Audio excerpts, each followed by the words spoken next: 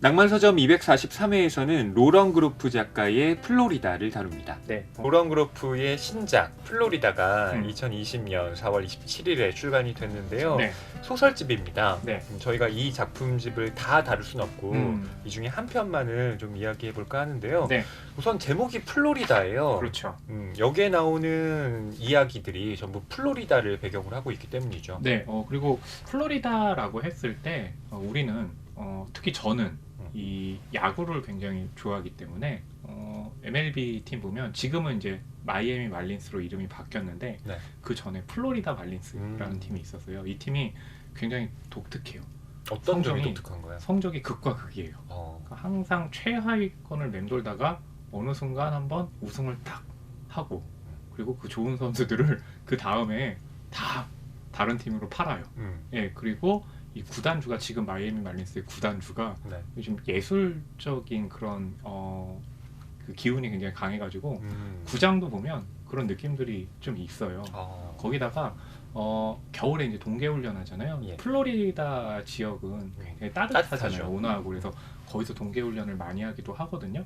근데 이 로런 그로프의 플로리다 책의 이 표지를 보게 되면 네. 그런 따뜻하고 온화한 기운이 없고 음. 예, 뭔가 이 자연이 좀 화가 난 듯한, 음. 예, 분노한 듯한 그런 이미지가 있어서 이게 우리가 아는 플로리다와 좀 다른 접근인가?라고 했는데 묘사는 온화하거나 따뜻한 느낌과는 좀 거리가 있죠. 네. 이 플로리다에 대해서 허남 평론가님이 특히 야구팀과 관련지어서 말씀을 해주셨는데요. 이 지역의 최대 도시가 마이애미죠. 아, 네, 마이애미. 뭐 마이애미와 관련된 네. 작품들도 있죠. 그렇죠.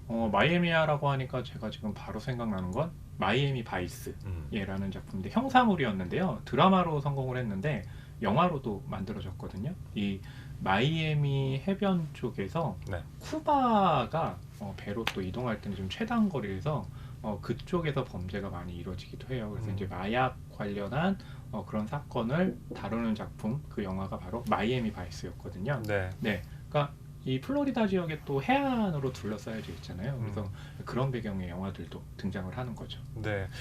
또 플로리다 프로젝트라는 네. 션 베이커 감독의 영화로도 플로리다라는 지역이 그렇죠. 예, 우리에게는 좀 익숙하고요. 그 플로리다 프로젝트인 이유가 디즈니랜드가 이제 플로리다에 있잖아요. 근데 1971년에 디즈니랜드를 이제 개발할 목적으로 땅을 사면서 붙인 이름이 바로 플로리다 프로젝트였는데 2008년에 미국이 금융 위기를 겪으면서 네. 또 모기지론 때문에 많은 사람들이 집을 잃고 거리로 나오게 됐잖아요. 그래서 그 사람들이 많이 밀집한 지역 중에 하나가 그 플로리다 인근, 그러니까 디즈니랜드 인근에 있는 그 싸구려 모텔 같은 곳이었거든요. 그래서 그 내용을 다루는 작품이 바로 이제 플로리다 프로젝트이기도 했죠. 네, 저는 이 플로리다 프로젝트 지금 기억나는 건 네, 연보랏빛의 네. 그 모텔 그리고 네, 계속 쏟아지는 햇빛 그렇죠. 이 두 가지가 생각이 납니다. 그 모텔의 이름이 뭐냐면 매직 캐슬이었어요. 맞아요. 네. 그리고 거기서 살아가는 아이들의 네. 그 천진난만한 모습도 그쵸. 네, 생각이 나고요. 거기에 이제 주인공 역할을 맡은 이제 무니라는 아이였는데 연기상을 받고 막 울면서 너무 기뻐요. 우리 아이스크림 먹으러 가요. 라고 내 소감을 밝혀서 화제가 되기도 했죠. 뭐 영화 장면 안에서도 아이스크림 네. 먹는 그렇죠. 씬이 있죠. 이 플로리다 같은 경우는 제가 햇빛을 말씀드렸습니다만 네. 그 계속해서 내리쬐는 그 따가운 태양빛이라는 네. 것이 실은 이 소설에서도 상당히 좀 중요하게 등장을 하고요. 근데 내리쬐는 햇빛이긴 하지만 그것이 우리가 막 와 광합성을 해야 된다 그런 편안한 느낌과는 전혀 관계가 없죠. 그렇죠. 그러니까 햇빛이 지겨울 수도 있구나라는 그렇죠. 생각이 들게 하는 대목도 여기에 나와 네. 있고요. 또 허리케인도 7, 8월에 상당히 많다고 해요. 네, 7, 8월에 그 허리케인. 근데 우리가 아는 허리케인은 한국에서는 거의 없잖아요. 거의 네. 없는 게 아니라 아예 없지 않나요? 허리케인을 그렇죠. 저도 네. 본 적이 없습니다. 그게 한번 이렇게 휩쓸고 지나가면 그 지역 자체는 초토화가 되잖아요. 그래서 이렇게 허리케인이 출몰하는 지역의 사람들은 항상 집 지하에 벙커 같은 개념을 만들어 놓고 그 안으로 이제 피신하는 상황도 있는데 관련한 작품이 이제 아이월이라는 그렇습니다. 작품으로 플로리다에 실려 있죠. 맞아요. 이렇게 플로리다와 관련된, 그러니까 플로리다라는 지역을 떼놓고서는 이 소설집을 이야기할 수가 없는데요. 그쵸. 자, 그럼 로런 그로프 작가부터 또 소개를 해드리도록 하겠습니다. 네, 1978년생이고요. 불문학과 영문학을 전공을 했고요. 첫 장편 소설이 2008년에 나온 템플턴의 괴물들이라는 작품인데요. 아마존, 뉴욕타임스 베스트셀러에 오르고 오렌지상, 로스앤젤레스 타임스 도서상 최종 후보에 오르면서 첫 작품부터 반응을 받고 또 이 주목을 받기 시작을 했던 거죠. 네. 그리고 2009년에는 소설집 섬세한 식용새들, 그리고 2012년에는 두 번째 장편 소설 아르카디아를 발표를 했는데 국내에는 아르카디아가 가장 먼저 소개가 됐죠. 네. 네. 템플턴의 괴물들과 섬세한 식용새들은 번역이 안 되어 있어요. 그렇죠. 그리고 나서 이제 제가 이 낭만 서점에 들어와서 추천을 했던 운명과 분노, 네. 세 번째 장편 소설이거든요. 예, 국내에도 소개가 되면서 또 낭만 서점에서 제가 소개를 하면서 또 화제가 되기를 바랐지만 그것 때문에 화제가 되지는 않았죠. 예. 오바마 대통령의 위상을 따라갈 수가 없습니다. 버락 오바마가 2015년 최고의 책으로 운명과 분노를 선정을 한 거죠. 네, 그러면서 굉장히 좀 화제가 됐고 저에게도 그 문구가 그래 이 책을 해야 되겠다라는 느낌을 주기도 했는데요. 그리고 나서 이제 2018년에 플로리다 이 단편집인데요. 11편이 실려 있고 그러고 보면 이 로런 그로프가 굉장히 꾸준하게 글을 쓰는 작업을 해가지고 그 신작이 나오는 템포가 굉장히 네. 빠른 거죠. 그리고 2018년에 출간된 플로리다, 여기에 11편의 단편이 실려 있는데요. 네. 그의 전미도서상 최종 후보에 오르기도 했고요. 또 다음에 스토리 프라이즈를 수상한 이력이 있는 작품입니다. 네. 그러니까 이 플로리다 11편을 이제 관통하고 있는 것이 이 불안감이라는 네. 부분이 하나가 있고 또 그 불안감의 해소 측면에서 자연 현상이 거기에 맞아요. 네, 작동을 하잖아요. 그래서 그 두 부분을 좀 집중을 한다면 또 이 작품을 읽는데 꽤 많은 좀 도움이 될 듯합니다. 네, 저희는 이 플로리다라는 소설집 중에서요, 둥근 지구, 그 가상의 구석에서라는 작품을 위주로 말씀을 드릴까 해요. 이 단편 제목 딱 보고 나서 네. 왜 이렇게 제목이 거창해? 저의 이해 폭이 네. 과연 이 둥근 지구의 크기를 감당할 수 있을까? 그리고 그 가상의 구석을 찾아서 해석을 할 수 있을까? 굉장히 좀 걱정을 했는데요. 네. 거창한 제목과는 다르게 이 인물의 내면을 그리고 그 일생을 농축해가지고 보여주고 있는 작품이죠. 그렇습니다. 자, 이 소설의 주인공은요, 플로리다에 사는 주드라는 남자인데요. 이 작품은 주드의 어린 시절부터 중년까지의 삶을 순차적으로 보여줍니다. 네. 주드의 아버지는 대학의 파충류 학자로 일을 하고 있는데요. 이 아버지는 집에 늘 뱀을 비롯한 파충류를 키웠는데 이것 때문에 주드의 어머니는 엄청난 스트레스를 받습니다. 이 남편이 욕조에 넣어둔 1m 길이의 이 알비노 엘리게이터를 보고 놀라서요, 임신 중인 아이를 사상까지 그쵸. 했는데요. 그러던 중에 제2차 세계대전으로 짐작되는 전쟁에 이 주드의 아버지가 참전하게 되면서 주드와 또 그의 어머니는 평안을 되찾습니다. 어머니는 집에 있는 파충류를 모조리 없앤 뒤에 아예 이사를 해버리는데요. 긴 머리카락도 단발로 자르고 어머니는 서점을 운영하면서 새로운 삶을 시작하죠. 네. 그러나 이 아버지가 전쟁에서 돌아오면서 이들이 누렸던 평화는 깨지게 됩니다. 어머니는 다시 침울해졌고요. 주드도 아버지의 유무형적인 폭력에 좀 쇠약해져 갑니다. 네. 결국 어머니가 집을 떠나게 되고요. 주드는 아버지와 단 둘이 파충류가 들끓는 집에서 살게 되는데요. 이후에 주드가 계속 성장을 해서 고등학생이 되는데 네. 이 무렵 아버지가 파충류를 잡으러 갔다가 시체로 발견되는 일이 발생을 네. 합니다. 온전히 혼자만의 인생을 이제 주드가 꾸려야 하는 것인데요. 네. 이 주드의 삶에 대해서 본격적으로 이야기를 나눠보겠습니다. 자, 1940년대 플로리다의 어떤 가정을 배경으로 하고 있는데 네. 이 당시 참 인종차별도 심했고 네. 특히 가부장제도 좀 심각했다라는 걸 우리가 확인해 볼 수가 있어요. 지금 미국에서는 I can breathe, 나는 음. 숨을 쉴 수 없습니다. 그 미국 백인 경찰이 흑인을 진압하는 과정에서 너무 과잉을 해서 이제 죽는 일이 벌어졌잖아요. 네. 그러면서 또 흑백 인종 갈등이 표면화되고 있는데 뭐 그게 지금만의 일은 아니죠.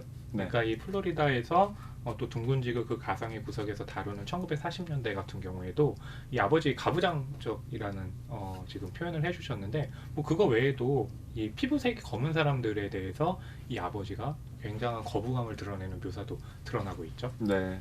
아버지는 피부색이 검은 사람은 집에 들이지 않으려 했다라고 그쵸. 나와요. 네. 그렇기 때문에 집안일을 음. 이 어머니 혼자서 온전히 다 떠맡아야 하는 것이었잖아요. 예. 그렇다고 백인 가정부를 고용할 돈은 없었고. 그렇죠. 예. 네. 그런 표현이 여기 나오고요. 그리고 그런 상황이다 보니까 여기서 사는 어머니와 그리고 이제 주드 자라면서 느끼는 그 불안감의 구체적인 실체는 무엇일까라고 했을 때 이 아버지가 파충류 전문가잖아요. 대학에서 교수를 하고 있고 근데 집안에 그런 파충류가 넘쳐난다고 했을 때 저는 진짜 뱀이나 뭐 이런 것만 봐도 막 보고 있기가 되게 힘들거든요. 네. 그러니까 그런 그 보고 있기 힘든 또 살기 힘든 그런 환경이라는 게 이 파충류 덕분에 더 좀 강조가 되는 느낌이랄까요? 뭐 요즘에는 네. 그 파충류를 집에서 키우시는 분들도 그쵸. 꽤 있으시잖아요. 맞아요. 그러니까 우리에게 파충류라는 것이 좀 두려워 뭐 음. 이렇게 생각되는 부분도 있지만 네. 그렇지 않고 파충류를 애정의 대상으로 삼는 분도 네. 분명히 있다. 그렇죠. 그것 자체에 대한 호호나 가치 음. 판단을 우리는 할 수는 없는 거죠. 그쵸. 다만 여기에서 나오는 그 아버지의 모습이 좀 잔인하고 네, 예, 맞아요. 이기적인 모습을 드러내기 때문에 그렇죠. 그것이 그 뱀이 갖고 있는 어떤 섬뜩함과 좀 맞물려서 네네. 그 캐릭터를 좀 더 차갑게 그렇죠. 보이게 만드는 것 같아요. 맞아요. 네. 그렇기 때문에 그런 곳에서 탈출하고 싶은 마음이 이제 들 텐데 그런 또 순간이 오기도 하죠. 네. 이 가부장제라고 말씀을 드렸습니다만 당시 플로리다에서는 여성들이 본인의 명의로 건물이나 뭐 집을 살 수도 없었다고 그쵸. 해요.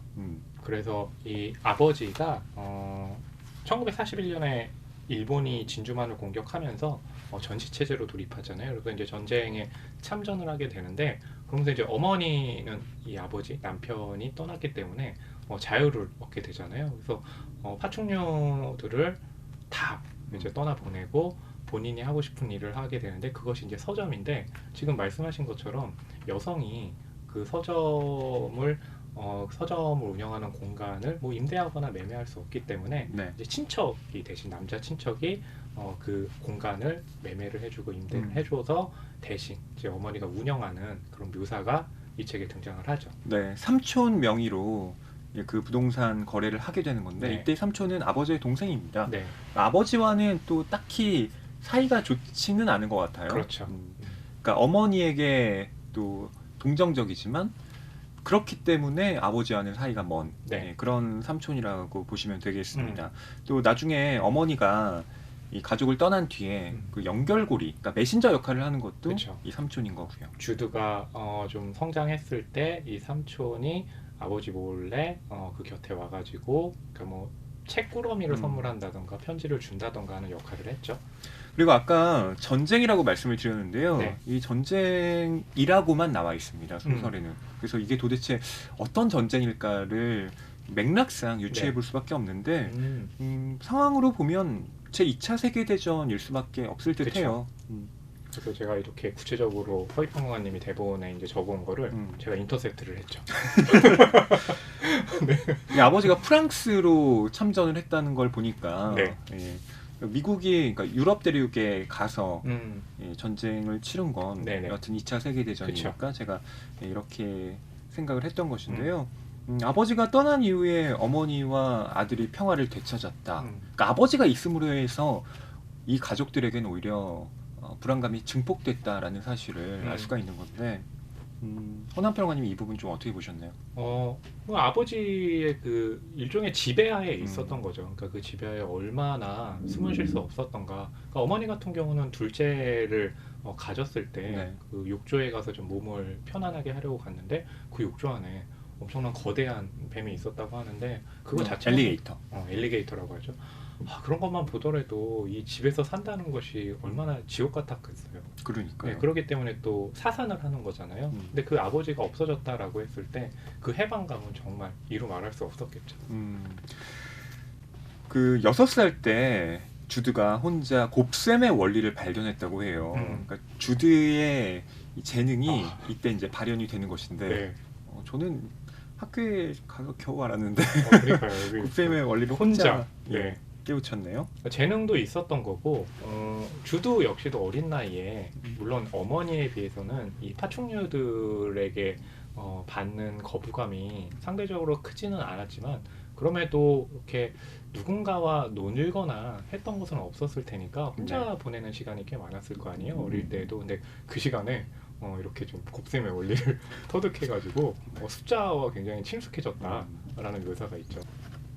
자, 주드가 숫자를 좋아한다라고 네. 말씀을 드렸는데요. 이 책에는 이렇게 나와 있습니다. 점점 자라난 주드의 외로움은 살아있는 생물이 돼버렸고 그림자처럼 그를 따라다녔지만 그가 숫자들을 가지고 놀 때는 슬그머니 사라졌다. 네. 그러니까 여기서 이제 주드의 외로움이라고 표현이 됐는데 네. 아버지가 가부장적이니까 또 아버지와도 그렇게 친근한 시간을 보내지 못했을 거고 네. 또 이 아버지가 파충류 전문 이제 대학 교수니까 주변 파충류들을 이 집안에서 굉장히 많았을 텐데 그 어린 친구들이니까 아마 이 집에 놀러 오는 것은 힘들지 않았을까 하기 때문에 주드는 결국 외로울 수밖에 없었구나 어릴 때부터. 그런데 그 외로움을 좀 경감시켜 준 게 이 숫자라는 것이 그 묘사에서 드러나는 거죠.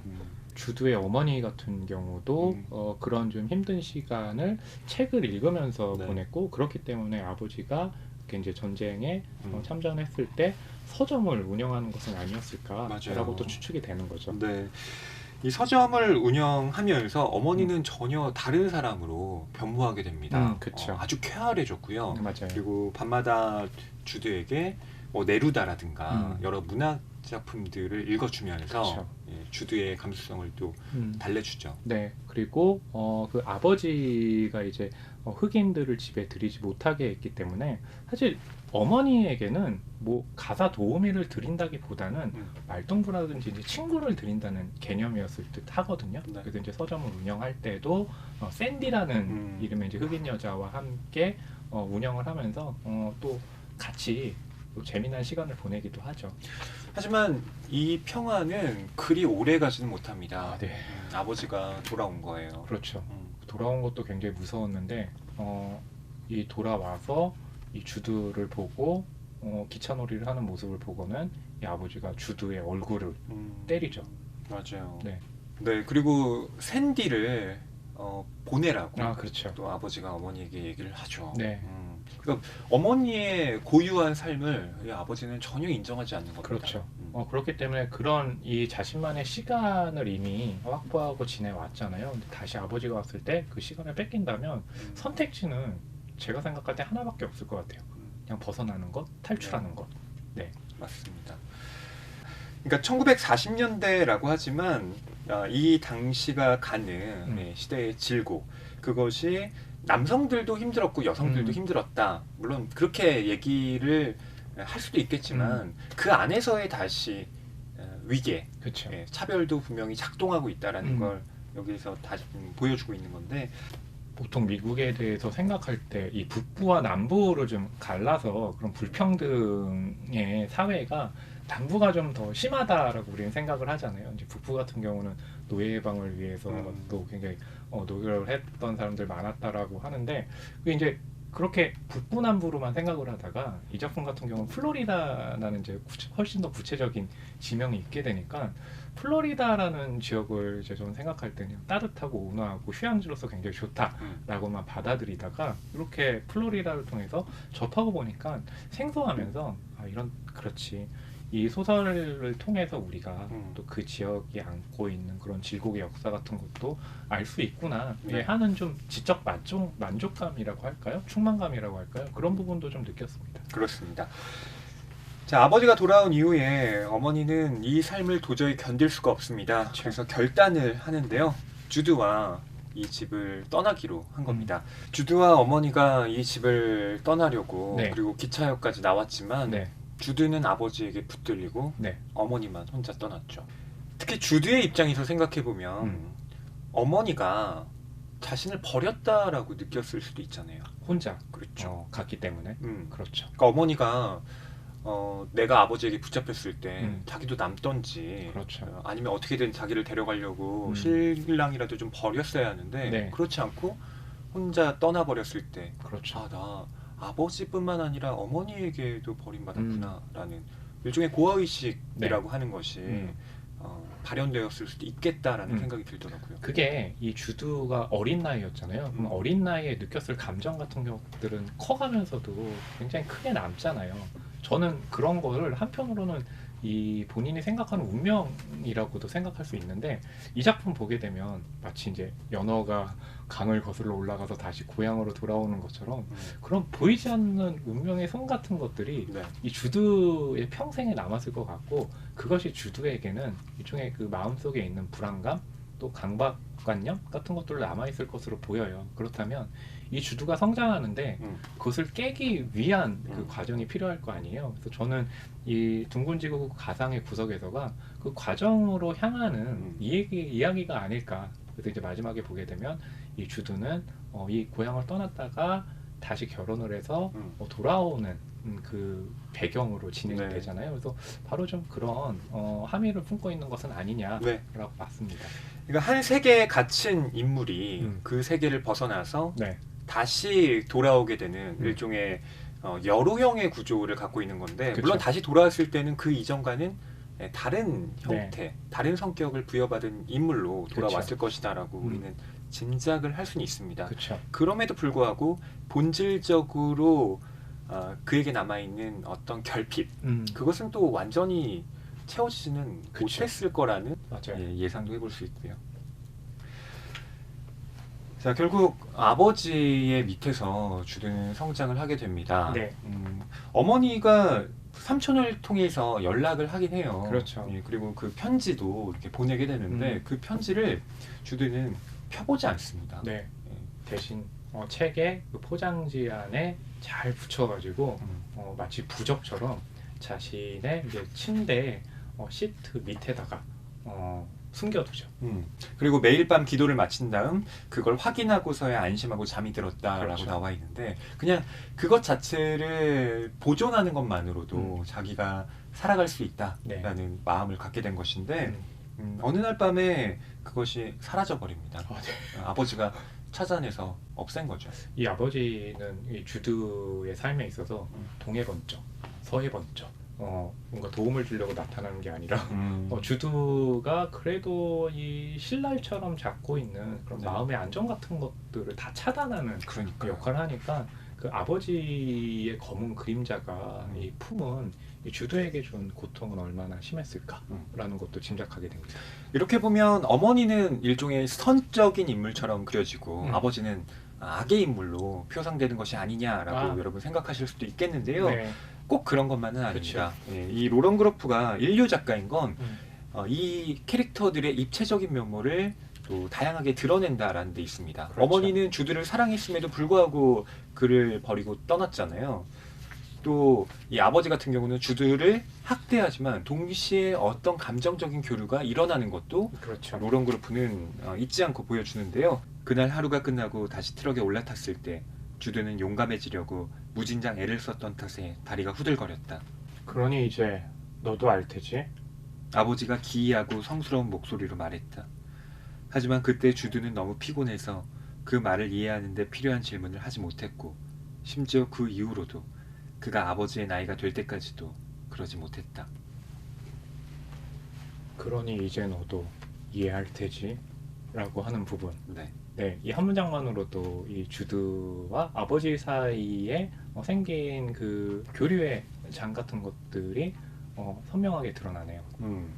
아버지가 긴 장화를 주드에게 주고 자기는 청바지와 부츠로만 보호를 했다라고 하잖아요. 진짜 나쁜 아버지라면 네. 그럼 아들한테 장화도 안 주고 야 너 맨발로 들어가. 그랬겠죠. 네. 예. 무섭네요. 근데 아버지가 적어도 그런 인물은 아니었던 겁니다. 그렇죠. 저는 이 지금 낭독한 대목 보고 생각나는 작품이 하나가 있는데 예전에 이 이창동 감독의 버닝이 개봉을 했을 때 무라카미 하루키의 헛간을 태우다를 얘기를 하면서 그때 이제 저는 몰랐는데 허위평론가님이 알려줘가지고 이 헛간을 태우다가 윌리엄 포커너의 동명의 또 단편 소설로 있잖아요. 그래서 최근에 그 작품을 읽어야 될 일이 있었어요. 근데 그 작품을 보게 되면 이 주인공이 이제 주드와 같은 이제 어린 나이대의 아들이거든요. 근데 아버지를 경외감 있게 바라보면서도 굉장히 두려워해요. 그 이야기는 뭐냐면 이 아버지가 이 자신에게 그리고 자신의 가족에게 해를 입히는 일이 생기면 항상 뭔가 방화를 통해 가지고 그 감정을 딱 드러내거든요. 그러니까 말하자면 이 아버지의 마음속에 있는 분노 같은 것들이 방화라는 구체적인 묘사로 이제 드러나는 건데 아들은 처음에는 그것이 두렵다가 왜 아버지가 저렇게 하는지를 좀 이해하면서 경외감을 갖게 되거든요. 그래서 좀 지금 이 낭독하는 부분이 또 윌리엄 포커너의 헛간을 태우다와 좀 일맥상통하는 면이 있다 라고 좀 자랑하고 싶어서 일부러 얘기 끊었습니다. 읽으셨다? 네. 이 주드가 숫자를 좋아한다고 말씀을 드렸는데 뱀을 잡는 일이 결코 쉬운 게 아니잖아요. 그걸 견디기 위한 연상작용으로 이 소설에 이렇게 묘사가 돼요. 뱀은 몸을 비틀어 숫자 1에서 3으로 이어 8이 된 뒤 패배했다. 맞아요. 이 묘사 너무 좋더라고요. 저도요. 네. 그래 묘사라는 것의 개성, 독특함 이런 방식으로 드러나는 거죠. 그리고 주드가 갖고 있는 특성과 맞물리는 묘사잖아요.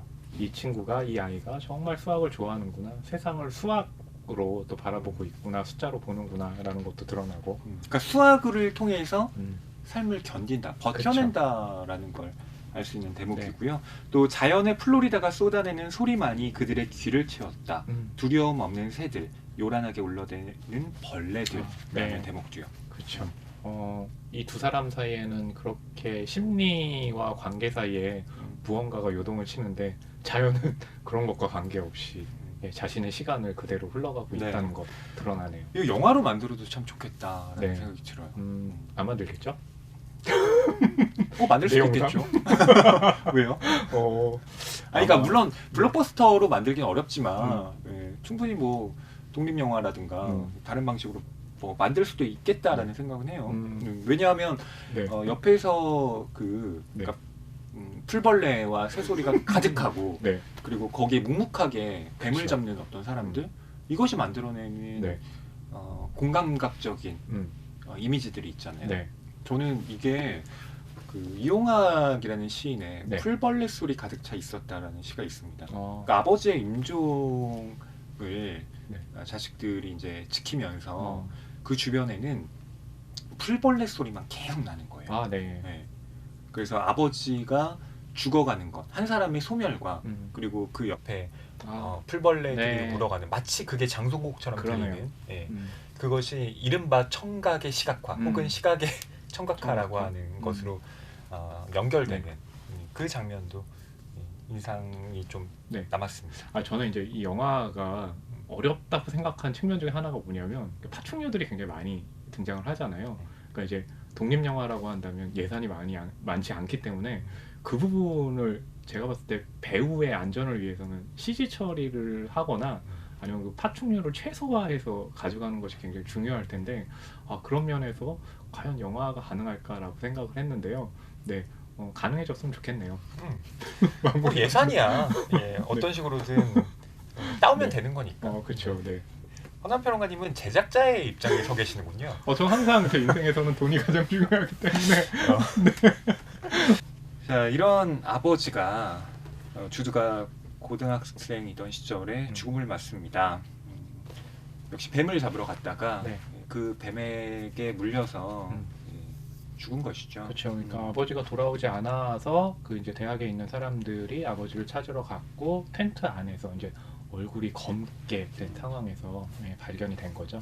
이런 문장이 있습니다. 자신이 가장 사랑하는 것이라 해도 자신을 죽일 수 있다. 그렇죠. 최근에 이 문장하고 비슷한 이 문장을 접한 적이 있거든요. 네. 홍콩에 굉장히 유명한 이제 주윤발 배우 있잖아요. 무명 시절에 사랑하는 동료 배우가 있었어요. 근데 그 사랑하는 동료 배우의 부모님이 주윤발과의 결혼을 반대를 했거든요. 그래서 그 주윤발의 상대 배우가 세정제 있잖아요. 네. 그걸 먹고 자살 시도를 아이고. 했어요. 근데 다행히 주윤발이 옆에서 잘 간호를 해가지고 살아났는데, 그때 주윤발이 이제 헤어지는 게 자신들을 위해서 좋다고 생각을 하면서 어떤 얘기를 했냐면 너무나 사랑하는 대상은 죽음으로도 이끌 수 있다 라는 얘기를 했거든요. 맞아요. 그래서 이 문장이 또 그 일화를 생각나게 하네요. 여러분께서도 과연 내가 가장 사랑하는 것이 무엇일까? 음. 그것이 나를 죽음으로도 이끌 수 있지 않을까? 네. 뭐 이 대목 좀 생각해 보실 수 있을 것 같은데요. 음. 주드는 이제는 숫자 말고 아무것도 없었다. 네. 라는 문장으로 네. 그의 삶이 이제 흘러가게 되는데 그렇죠. 이후에 또 주드가 여러 가지 사건을 겪게 됩니다. 네. 교통사고도 일어나고요. 그렇죠. 그것으로 인해서 새로운 인연도 시작되게 됩니다. 네. 나머지가 이 작품의 절반에 해당하는데 네. 이건 스포일러이기 때문에 네. 저희가 말씀드리지는 않겠습니다. 아, 전 스포일러라고 해가지고 스포일러입니다. 네, 그 이유가 궁금하신 분들은 이 방송을 듣지 마시고 상관없다면 방송을 들으세요라고 할 줄 알았는데 네. 그건 아니시네요. 또 뒤에 작품, 그러니까 뒤에 이야기를 여러분께서 직접 읽으셔야 네. 이 작품의 진면목을 그렇죠. 또 확인하실 수 있기 때문에 네. 저희가 이쯤 마무리를 지을까 하는데요. 음. 무엇보다 핵심적인 건 네. 주드가 아버지의 나이대가 돼서 또 자신과는 전혀 다른 인격을 갖고 있는 딸을 키우게 된다라는 네. 것. 그렇죠. 그것을 여러분들이 좀 인지하시고 음. 이 작품을 읽어보실 필요가 있는데 네. 스포일러 다 얘기했네. 결국에는 그래서 주드가 그 딸에게는 내가 유령이다 라고 밝히는 결말이죠. 여러분 조금 믿지 마시고 네, 하나문 평론가님의 거짓부렁입니다. 식스센스. 네. 네. 자, 그럼 저희 한 줄평 공유해 볼까요? 네, 제가 이 플로리다, 특히 이 둥근지구 그 가상의 구석에서의 제목을 보면서 떠올린 한 줄평이거든요. 우주에서의 티끌, 삶의 내면에서의 시끌. 네. 되게 멋있죠. 언어 유희하셨네요. 그렇죠. 되게 막 그 라임 같기도 하고 또 힙합 가사를 떠올리기도 티끌 하죠. 시끌. 예. 그렇죠.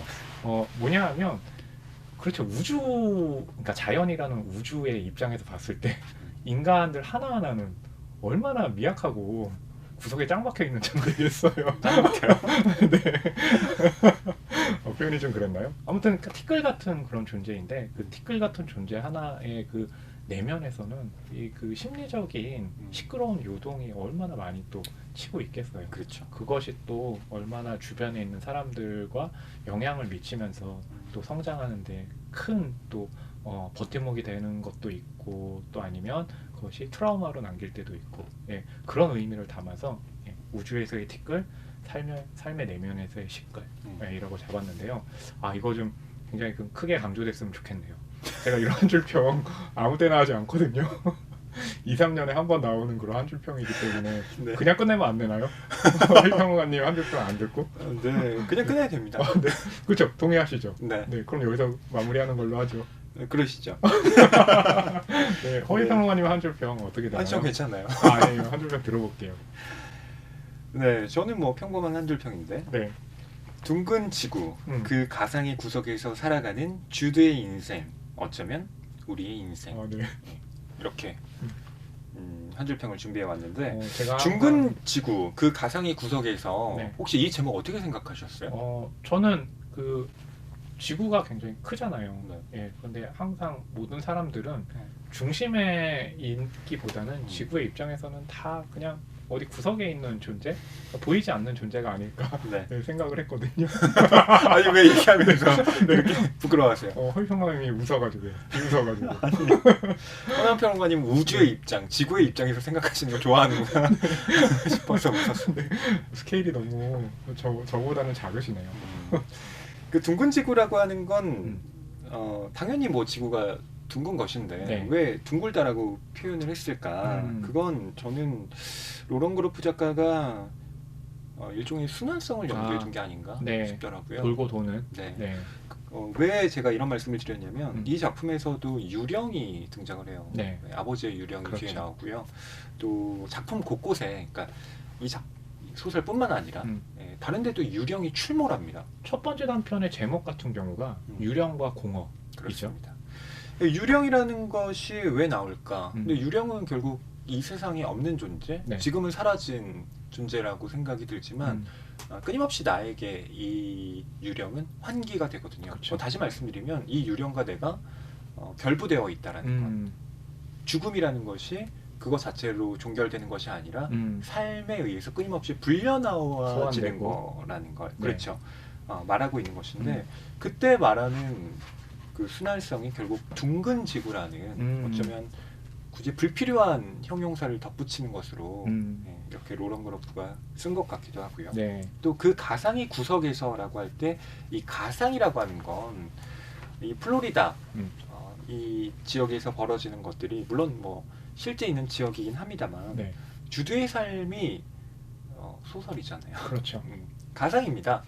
그리고 어떤 허구에 의해서 이제 만들어진 것이지만 전 이 가상의 구석에서 펼쳐지는 것이 결국 뭐 우리의 실제 그렇죠. 인생을 가리키는 것이기도 하다라는 네. 생각이 들더라고요. 이거 참 한 줄 평 그냥 제 것만 듣고 마무리했으면 정말 기분 좋게 끝낼 수 있었는데 결국에 또 이런 식으로 저의 한 줄 평을 지워버리시네요. 아니에요. 전 아직도 시크리티클 이게 최고라고 생각합니다. 네. 다음부터 좀 더 길게 얘기해야 되겠네요. 좀 더 덧붙이겠어요? 아니요. 저는 이걸로 됐습니다. 낭만서점 243회에서는 로런 그루프 작가의 플로리다, 그 중에서 둥근 지구, 그 가상의 구석에서를 다뤘습니다. 네. 이 작품 외에도 다른 단편들이 여러 실려 있으니까요. 여러분께서도 직접 읽으시면서 이 소설집의 진가를 확인해 보시면 좋겠습니다. 네, 이 소설을 읽으시면 그동안 알았던 플로리다와는 전혀 다른 느낌의 이제 플로리다를 접하실 수 있을 거라는 이야기 전하면서 저희는 또 다음 주에 새로운 작품으로 찾아오도록 하겠습니다. 감사합니다.